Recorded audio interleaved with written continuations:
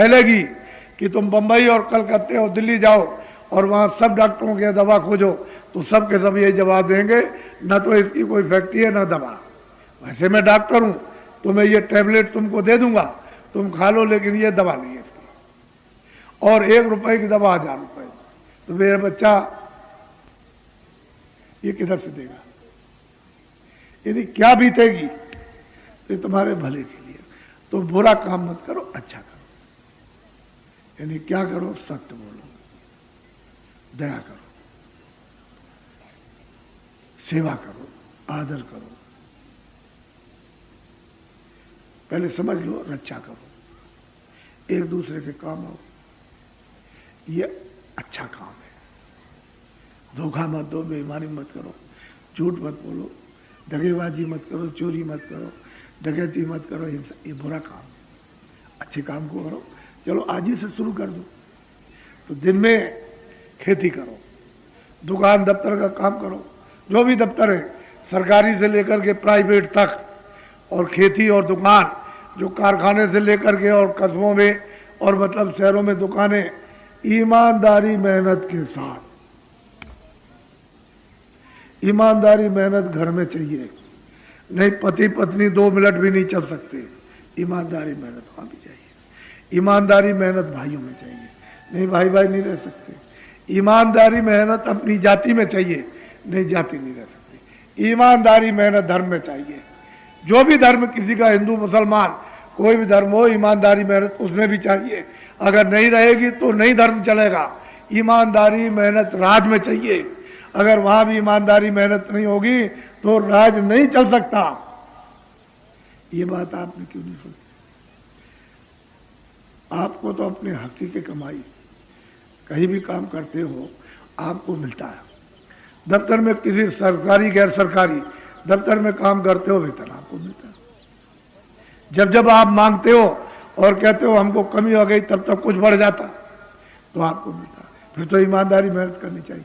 जब आप ईमानदारी मेहनत नहीं करोगे, उसमें चोरी करने लगोगे और बगल में तुम खेत काटोगे और बगल में रात को तुम किसी कारखाने से पेटी उठा ले आओगे, तो ईमानदारी मेहनत चली गई। फिर तो मतलब है उसमें तुम्हारी बरकत ही नहीं होगी। वो तो उसमें रोग लग गया, घुन लग गया, तो मतलब खत्म हो जाएगा।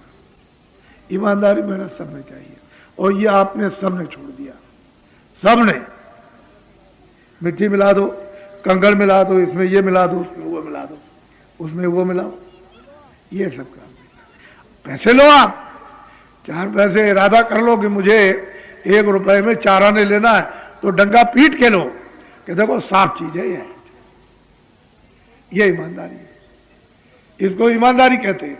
मेहनत की हो, मेहनत का आपने फल लिया कि ईमानदारी ये है कि मतलब 1.25 रुपए का है तो ठीक है दे देंगे, भाई चीज तो खराब नहीं। लेकिन जब आप बेईमानी करने लगे, मिलाने लगे, तब तो उसमें रोग लग गया। तू नहीं समझता है कि मेरा ये कैसे निकल जाएगा। लड़की बीमार, लड़का बीमार, स्त्री बीमार, पति बीमार, माता पिता बीमार, अड़ोसी बीमार, पड़ोसी, सब पैसा तेरा उसमें चला जाएगा। परेशान, अलग काम से अलग जाएगा, घर का काम नहीं, दुकान का नहीं। तो ईमानदारी मेहनत बहुत बड़ी चीज है। वो मनुष्य का सबसे बड़ा खंभा है, और वो आप लोगों ने सबने छोड़ दिया। तो मैं तो आपको संकेत दे रहा हूं कि दिन में काम करो और बच्चों की सेवा। इतना जरूर है कि शाकाहारी रहो। ए मनुष्य इंसान हो, शाकाहारी हो जाओ। शाकाहारी, शाकाहारी का मतलब समझ लो, जितने मोटे महीन अनाज और मोटी महीन सब्जी, मोटे महीन फल, आप घी दूध दिन में 100 बार खाओ। आप नर नारी बच्चे बच्चियों को मना किया जाए तब ये कहना, तो आप इसको खूब खाइए, आप कौन मना, लेकिन अशुद्ध आहार नहीं। हे बच्चे बच्चियों, अशुद्ध आहार मत, अशुद्ध आहार मत करो। किसी आदमी को, किसी बच्चे को, किसको, किसी जानवर को, किसी पंछी को, किसी को, अरे अशुद्ध आहार नहीं। अशुद्ध आहार से अशुद्ध बुद्धि। फिर बीड़ी तंबाकू हुक्का पियो, मैंने तो कभी पिया नहीं। हे बच्चों, ऐसा कोई नशा मत करो जिससे तुम्हारी बुद्धि पागल हो जाए, तुम घर में किसी बहू बेटी को, माँ को नहीं पहचान सकते, अगल बगल में बुद्धि पागल हो जाएगी, उस पागलपन में चले जा रहे हो, गड्ढा मिलेगा, पैर पड़ेगा, टांग टूट जाएगी, टांग टूट जाएगी और सिर लड़ जाएगा, फट जाएगा, मर जाओगे। बताओ पैसा कहां से आएगा? ये ऐसा वैसा न रामायण कहती, न महात्मा कहते हैं, न कुरान कहती है, फिर आप क्यों ऐसा करते? बीड़ी तंबाकू हुक्का दियो। लेकिन जो बच्चे 18-20 साल के हो गए, बीड़ी तंबाकू हुक्का नहीं पीते, अरे बच्चों तुम कभी भूल कर मत पीना, ये बुरी आदत है, जो पीते हैं उन्हीं को पी लेने दो, तुम मत पीना। अगर जीवन अपना चाहते हो, रोज तुम चिल्लाते हो, देखो ये स्कूल है,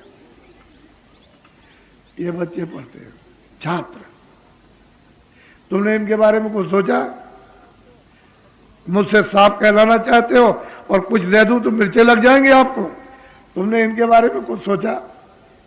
जिस समय पर तुमको देश आजाद हुआ था, उस समय पर बड़े बड़े लोगों को शिक्षा देनी चाहिए थी कि देखो भाई, अब तो देश हमारा आजाद हो गया, अब तुम्हारे हाथ में सब कुछ आ गया, फौज आ गए, खजाना आ गया, कागज पत्थर, कोर्ट कचहरी, सब कुछ आपके हाथ में आ गया।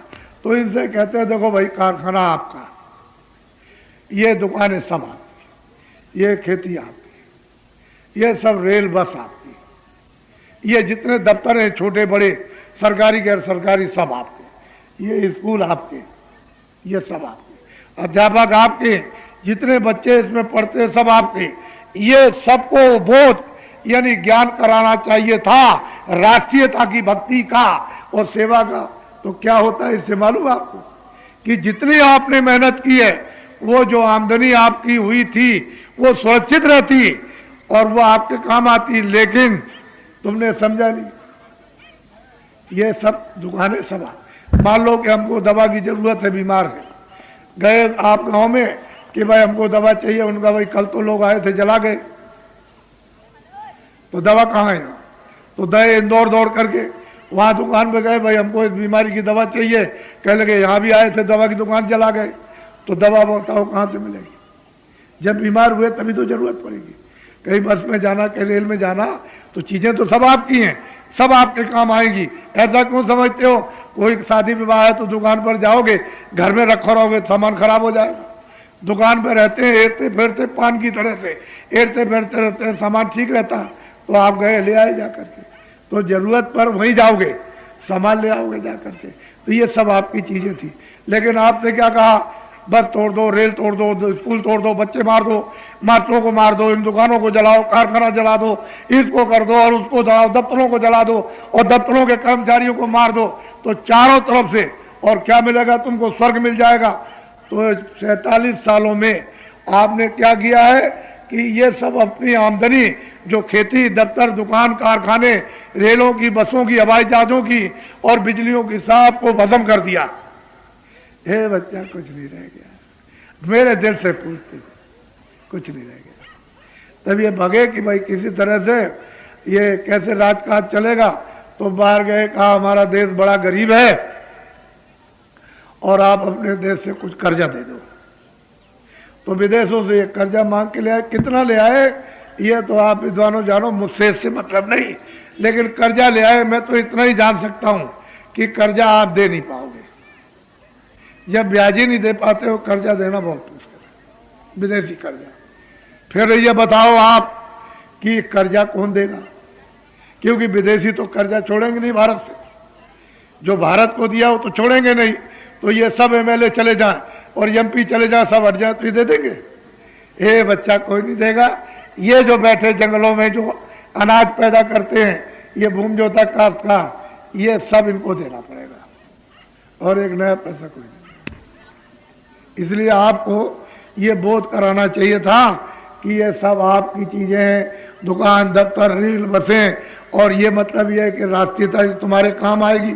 आज भक्ति का पाठ पढ़ा दिया होता और तुम्हारी आमदनी सुरक्षित रह गई होती तो भारतवर्ष, तुम्हारा देश इतना धनाढ्य हो जाता कि विश्व के यानी देश तुम्हारे धन से पीछे हो जाते।